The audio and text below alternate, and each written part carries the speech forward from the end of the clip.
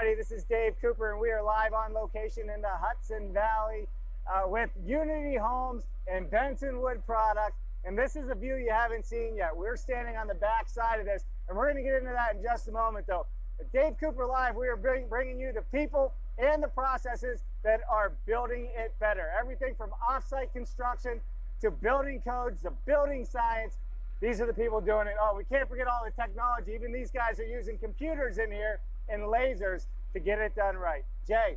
Yeah. Before we get started, I have some comments. Oh, okay. Some questions, comments? They're all good, though. They're good? Okay, all right, so I want to give a quick shout out. George Ryman asked, what is your opinion on pre-built assemblies versus modular? Oh, I think they have both their places in the market, right? I wish they'd combine a little bit more as panelized going into modular. You know, there's some places you can't get modular in and you can't get panels in. That's right. But who doesn't want a more finished product, right? So I don't think it's a versus. I think it's how can we combine these two and make it a superior product in the end. That's absolutely correct. I agree with that. I mean, even the hybrid approach. Exactly. You know, there's a lot of that happening now. We just got off with MyTech. I was telling you, and what they're even doing with their hybrid approach is super, super cool. So it's happening a lot in the industry. All right, Buzz Holitzer. Buzz, thanks for the comment. Says he's asking, solid sewn beam up there, or is that a glue lam beam? So those are glue lams, and they're all made out of about 1 inch by a 1 inch product, or roughly around there. And that is all black spruce from Canada. So that's all glue lam. Solid sawn would be out of one piece of wood, right? And we use a lot of glue lam in these unities. Yep. Yeah, I love it. All right, so from Canada, I might as well put it out there. Greg Ugaldi said that the lumber tariffs have just dropped from 20% to 9%. So hopefully that's going to help us with the lumber market. Perfect. And the prices that Wonderful. are going on. All right, Andrew Seeley says, looking great. Andrew Seeley's with G-Pod. What's happening? All right, who else we got here? Will Everett. They said glue lam. He was excited. That's Nordic in his world. I love it. Log and Timber Connections is who he's with. Anthony Goudet says, great explanations, Jay. Getting some compliments. Even Berger says, beautiful video of prefab panels. Thanks for sharing the great content. Love the quality and the craftsmanship. Well, thank you very much. And we enjoy, I mean, that's why Dave and I are here, right? Combining our efforts to show everybody what it can be done like, and for us to learn as well, and to network with everybody so we can all share all of our experiences, especially in this case with the panelization world. For sure, for sure. All right, and a quick shout out to Vivek Sharma. I hope I got your name right. Thank you so much for that. And also Jim Stube, always a pleasure when you tune in and make comments. So, all right, let's jump into it. We're into day two. Day two. Wait until you go inside and see how much work has happened from the first time we went live, 10 to 10:40 or whatever it was, till now. It's gonna blow your socks off. And we got a special surprise. We have the roof panel getting ready to be lifted. So we're not gonna stay out here too long. All right, Jay, here we go. We got the Uber Zip system here. We touched on this earlier in the show. We got our sponsor right here. We got Sega putting the Ventrum taste and the Wig Love. So some love for Sega. You know, what's so cool about this stuff is, and I love Sega because I went through their training program. I don't know if you know this. I went up to their training program in New Hampshire and actually went through the class to do this. So want to always thank them for this. This stuff is so flexible and sticky that, you know, once it gets on something, it's not coming off. Right, and that, again, that's what's great about being back in the factory. You can see the amount of cuts, the corners, really everybody's striving hard to get these details correct, right. Because, you know, this, you know, with a mid-mount window, you have to be right. We're halfway in the wall here. You know, honestly, there's lumber and there's insulation exposed if this doesn't go right. So we need to make sure this is right, and it sticks well in the factory. The Ventrum tape is a great product. We've been using it for some time now. We like the extra protection. They use it a lot for concrete, and we do too, but we also use it here to get those, because they tell us it's triple the glues and the adhesives in these. So we're like, okay, we want this at the base of our windows. You know, you brought up something I want to ask you about. All right, mid windows, as you were saying, as far as the placement, right? So in this type of construction where it's not the norm, it's normally 2x6 walls, right, with your sheathing and your sheetrock on the inside. what special things have you had to come up with to make this work with your product? Yeah, so there's a couple things, Dave. One is, and not everybody does it, but we add an extra profile actually at the bottom of this. And what happens here is there's a gasket that goes into an aluminum sill profile. So that actually does all the bulk rainwater and actually tucks under here. And that aluminum sill goes all the way over, probably an inch out from the siding. And there's fins that are taped in on the side, and there's either, excuse me, extension jams and casing, or just extension jams with siding running into it. Got it, got it. So, I mean, yeah, I mean, this is something you have to really take into account during the production and in the installation, for sure. Love it. All right, so one of the things we've been talking about is the vapor barrier, water barriers on this home. Talk to me about how the siding is going to be applied to this. So there's a couple different ways with the zip system that we apply siding. This would be much different if we had continuous insulation on the outside. But this is a nice one where people and contractors are used to the nail-based system, right? They're used to just having a substrate here so they can use a regular ring shank nail and just nail to it. Okay. So in this case, we're always framing, advanced framing, 2 foot on center.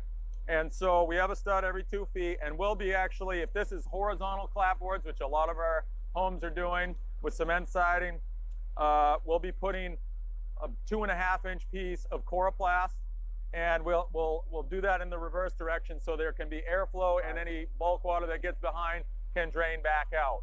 The other one, of course, is something like a matrix, like a Benjamin Updike product, or something like a cedar breather. Right, right. That can also be applied there on this. And so we go with a 1/4 inch there. Some people don't like that, especially in the passive house world, but we think it's okay with this system when we have this solid substrate. We do the full 3/4 when we do continuous insulation and wood fiber board. Yeah. You know, you said something I want to point out, 24 inch on center on your stud spacing. Yeah. A lot of people, old school, no, right? Let's talk about this for a second, because here's a system, we do the same thing, you know, for the energy efficiency, you know, having all that wood in there is not good for the thermal break. Right, and you're exactly right. It's not great for the thermal break. Now realize though, that except for the jack studs, we are putting an I-joist in here. So we only have a 3/8 flange coming from in to out of this building.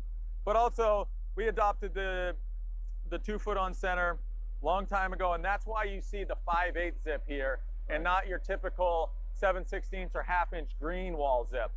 We use the 5/8 to be a little bit more robust, longer span. So typically this, and you're absolutely right, as it actually says, right? This is the roof sheathing. Typically most contractors are going to use, and they're going to use the 1/2 inch on the sidewall. It saves cost and money, but not with you guys. No, we've always gone with this system. We've always felt like 5/8 is the way to go, and that's what we've always done. So moving up, I know we don't have the roof panel on yet, but tell me a little bit about the roof structure. We're going to have zip sheathing on the roof as well, the 5/8? Yeah, we're going to have almost the same system on the roof as we do the walls, only thicker. We've got a 14 inch I-joist. We've got 5/8 zip on the top. We've got 7/16 on the bottom. I actually was mistaken before. We do not have our roof boards on this. They're putting sheetrock or roof boards later. I was mentioning actually the screen porch that we're doing something else with the timber frame, but typically we are boarding every single one of our Unity homes with boards. And you say, you know, you might say, how do you get these boards to finish out next to each other, right? They can't be continuous. You're shipping 8-foot roof panels down the road. Well, the way we do it is with these faux batten strips that kind of look like timbers, and that is where we are able to run Romex vertically up and down, so it'll actually hit the chase of the walls that we've been mentioning, so we can bring the Romex through the interior of the wall, through that 2x3 layer, go up that chase, and then we can have plinth blocks mounted in various places for ceiling fans or low voltage wires, anything really, and lighting throughout. But it's a cool look, and you'd be amazed. I wish we could see that on these roof panels, how that looks and how they come together. But we'll get you on site one of these days, or in the factory to look at it. Right, right. All right, well, perfect. So my last question is, here we have the bottom of the plate coming down on top of the frost wall here. How do we tie all that in now that we're looking at it from the back side? Yeah, that's a great question. And it's an important one. So we're actually, this is going to be Parge coated here.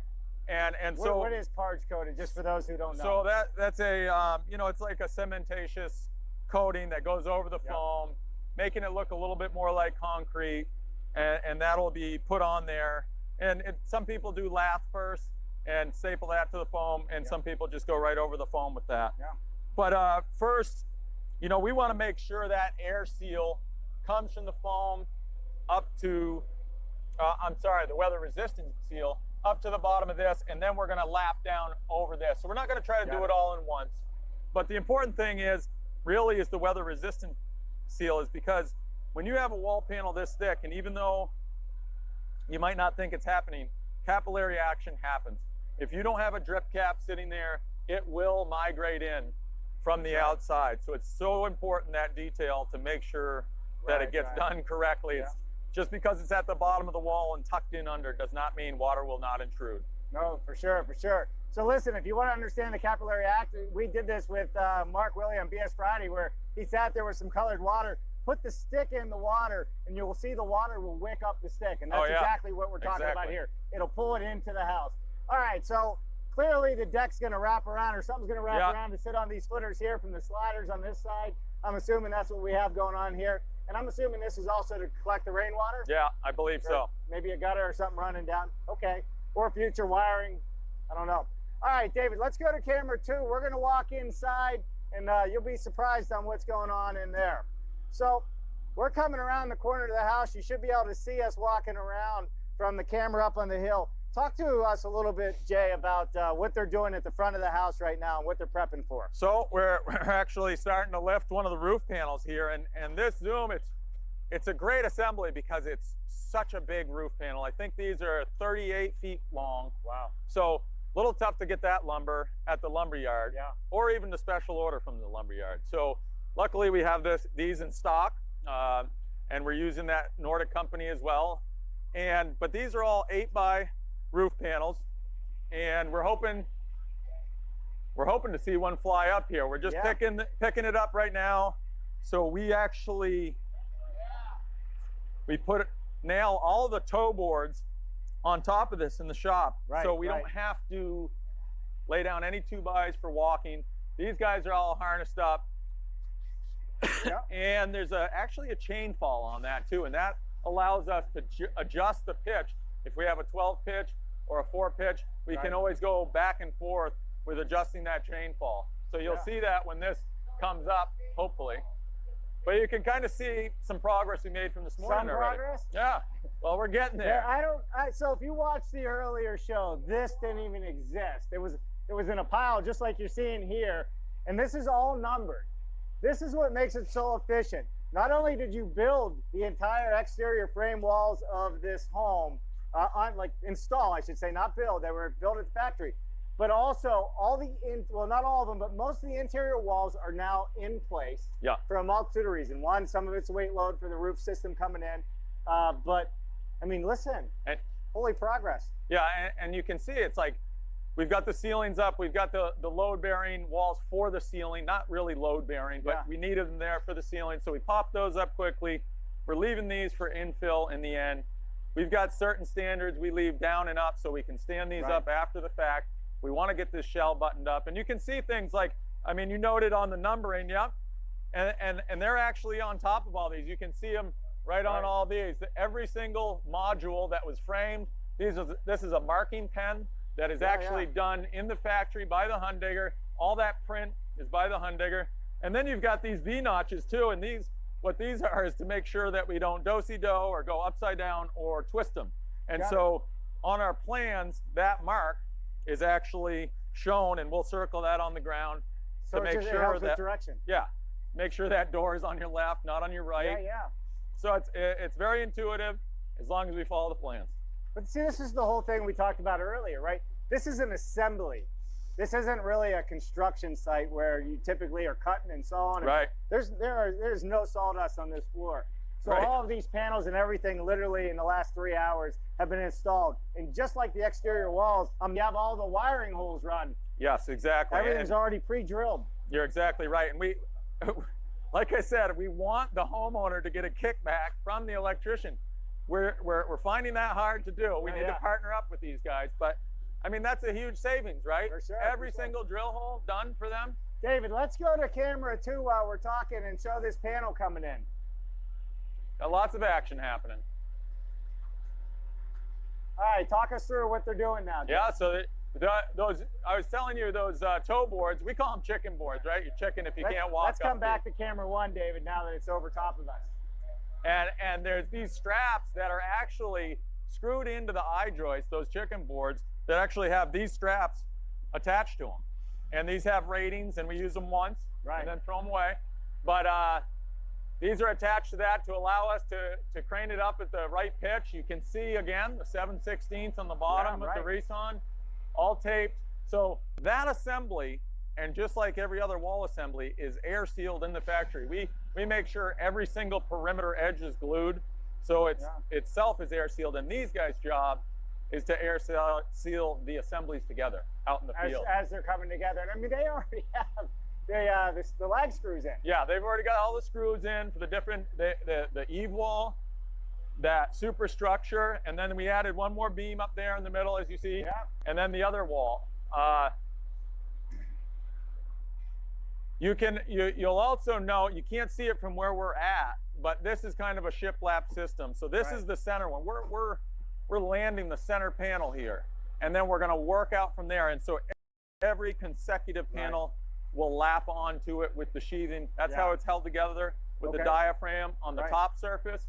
And these seams will come together and have the nice fluffy insulation that'll come together to this LVL on this side.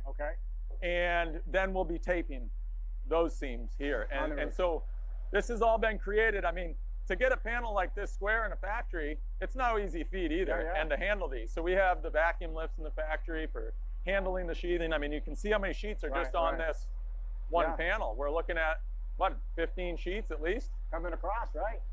So you brought up a good point. From a factory perspective, the lumber that you're using to run through these machines, it has to be better than your Home Depot spot lumber. Oh, yeah. I mean, that's why we use so much engineered. We could use a cheaper lumber, right, in these wall systems. But then we're having to deal with twist, and the machines don't like twist. None of the machines do. Whether it's the cutting machine, whether it's the framing nailer, whether we're trying to put sheathing on, everything, and the deeper you go, the worse it is for these twists. So we really like to stick with the engineered lumber and find that it's a better cost savings in labor to deal with building the walls than it is to deal with the you know, the SPF or the twisted lumber. I mean, how much time does one spend on site looking at the crown? Is the crown good? Is it twisted, right? And when you're laying it out, it makes it much harder. And especially if you want to crown something that's 36 feet long, right? But you're not finding those trees anyways. Let's just face it. For sure, for sure. Well, let's see. I don't know, David, if we can see, and I know we got cables and cords and come along, it's all tied up here. But we can get up under it anyways. Yeah. So can you walk over this way, Dave? Maybe go to camera 2 and come over here. We can actually get him up. So we have everybody up on the roof. They're getting ready to do what? Drive all these screws in? Yeah, I mean, they've got to situate this first panel. I'm not gonna dress it up too much. This is this is the important one, to make everything square up there. Going from this way to this way. Yep. And going down the whole system. You know, we've got string lines on that long 70-foot wall. Right. And then we've got everything else that needs to be squared up, and everything's coming off this roof panel. So this one has to be perfect. So we will take our time with this, and if we go into tomorrow, so be it. This is pretty good, I would say, though, you know, considering the weather we had. You know, you came here with the first show at, what, 10 yesterday? Yeah.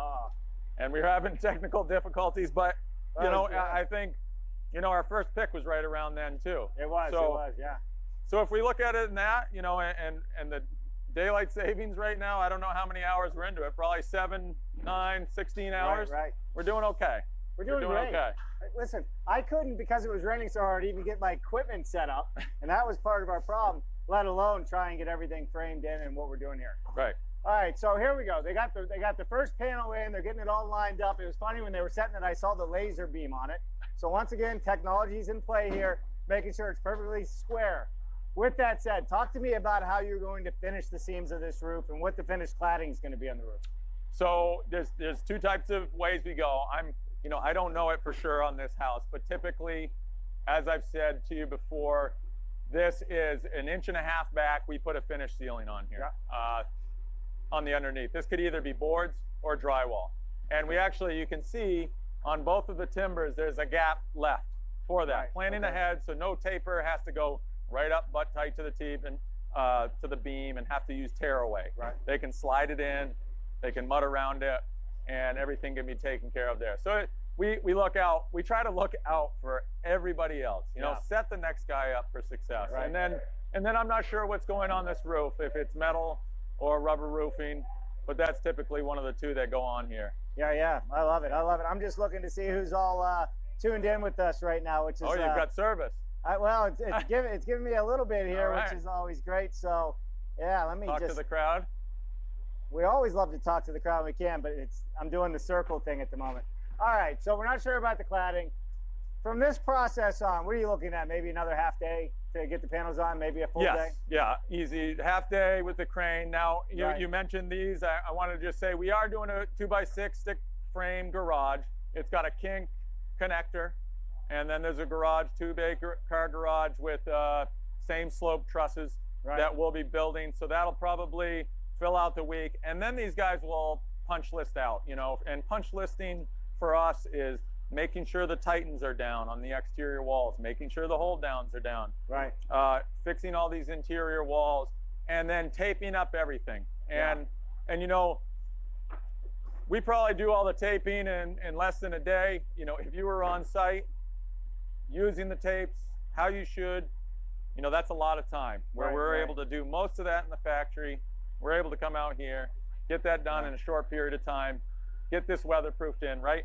I mean, we said yesterday at 10 o'clock, hopefully tomorrow at noon, we are going to be weather tight and not have to worry about rain ever getting on this wood, concrete, or anything in here. Right. So, okay, we got the roof on, we're weather tight. Where does it begin and end for Bensonwood and the general contractor? Well, that's funny. Bensonwood has 3 different types of things, and I'm going to botch this.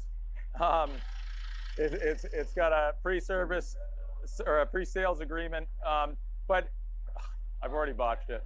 But there's 3 different lanes. We can either do a shell package, and then there's a tempo package, which we are delivering all the rest of the goods for the client, bringing them to the builder. We'll still do the shell, and then there's the ones that we GC the whole project. So on Monday, for instance, we're putting up another Zoom. And that's closer to our backyard. It's in Nelson, New Hampshire. And we'll GC that whole project. And Zoom is this style of home from Unity Homes, right? The ZUM, it's the Zoom. It's this style of home, this contemporary, kind of modern, monoslope roof. And believe, it's amazing how many we do a year, actually. And it's been popular. Some people love it. Some people don't.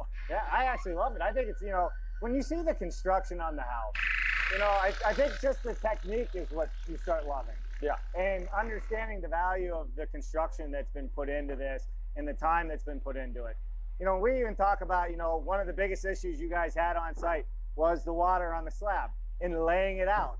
And then if everybody watched, right after we ended the earlier show, it started hailing and snowing on us. Like, I mean, it came down in a big way. And that ruins the chalk lines because you're laying out chalk lines.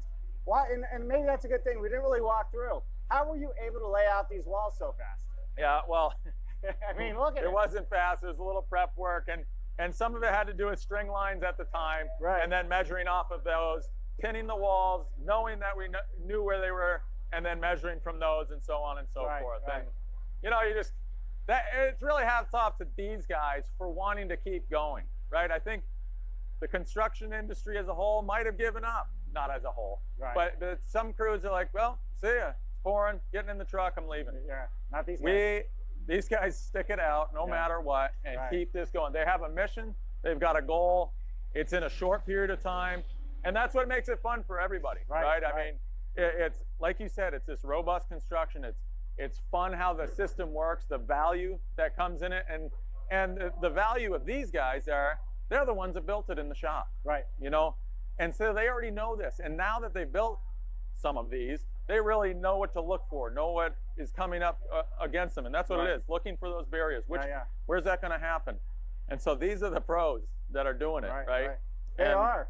And I don't know if anybody noticed walking around, there's no debris laying around everywhere. There is no, well, I didn't see, there's no dumpster on this site. No. There is no waste happening. And I saw all the plastic, it's bagged together in the plastic bags, you know. And when I say plastic, it's just the wrap covering the windows and protection. Yeah, and we bring that all home with us and recycle it in our hometown. Yeah, so how important is sustainability to Bensonwood? Oh, very, very much so. I mean, in all aspects, we're FSC certified.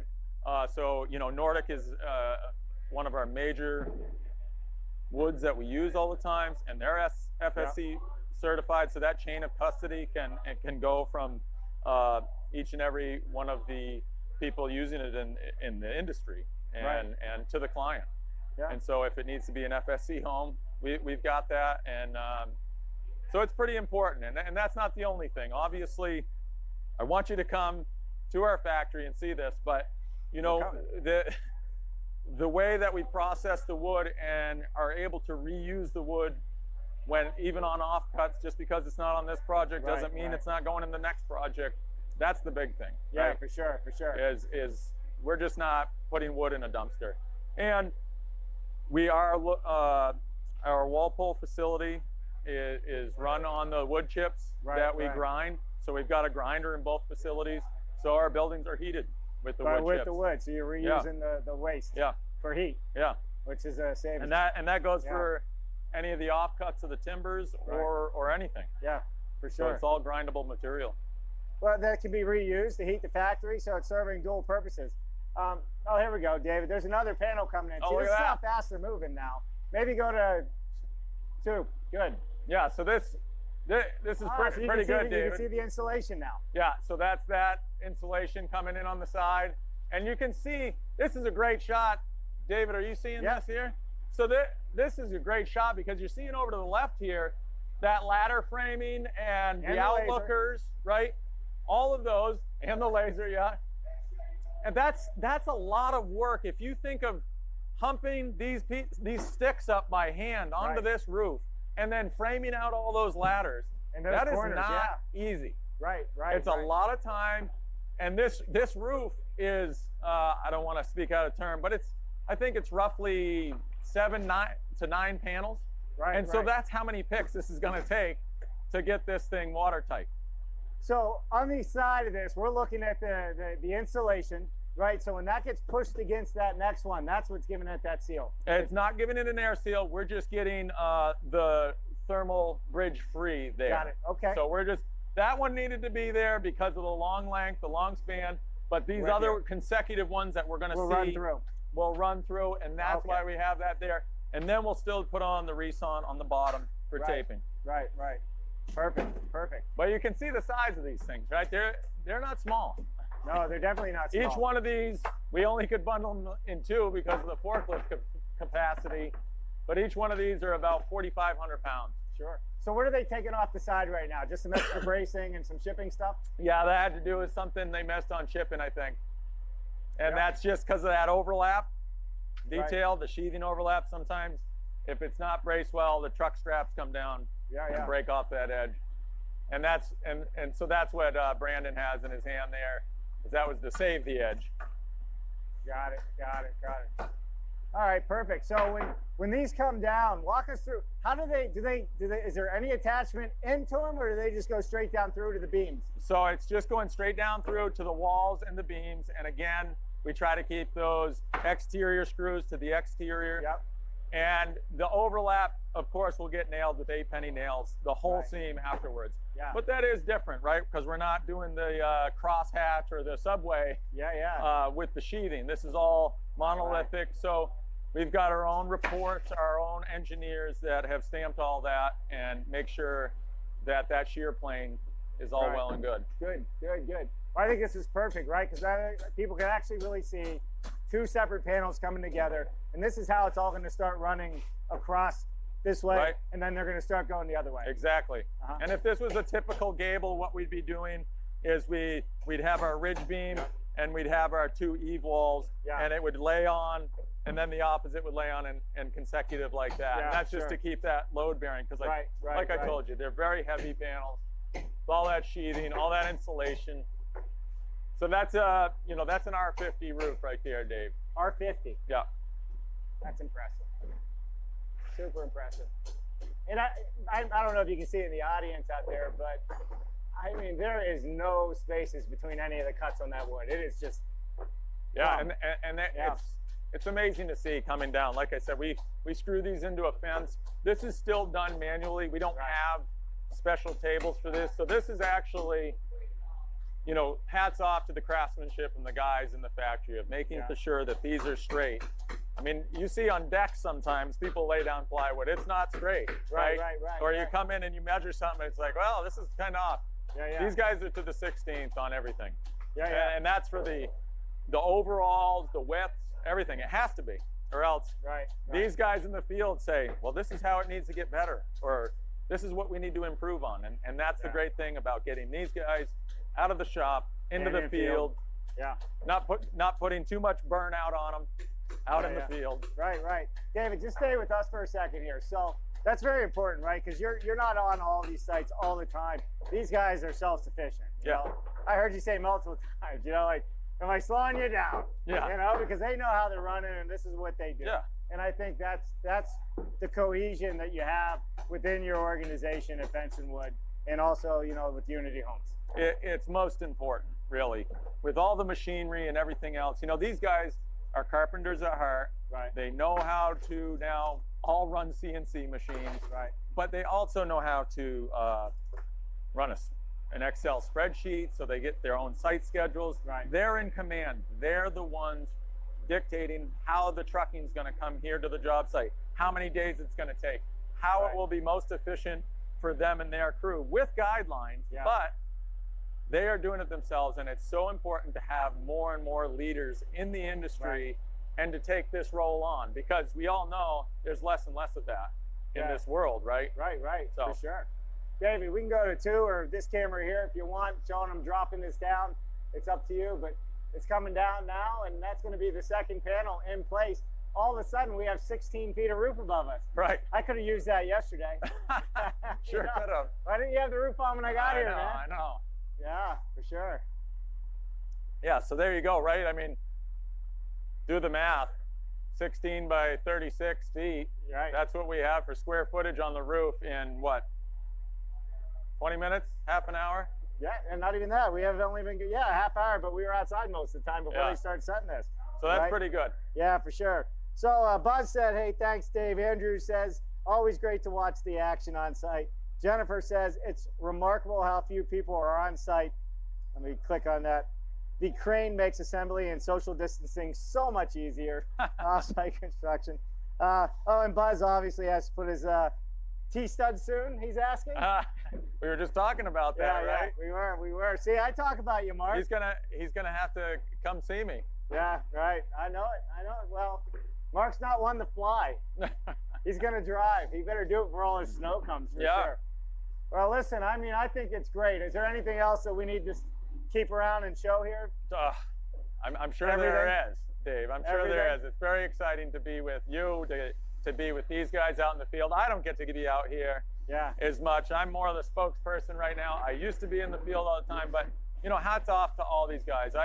I really shouldn't even be here. I mean, these 4 guys know what they're doing, and that's usually our crew, right? 4 guys. And it's not a struggle of, you know, as Jennifer said, with the crane. With the crane here, we try to be efficient with that time. It's a lot of money for a crane, but we're also not, we're not burning these guys out, right? They want to work hard, but you don't see them humping big lumber around or anything like that. We do everything with lifting straps and things of that nature. So it's really efficient how these guys are working from day to day. And just hats off to anybody that thinks like that.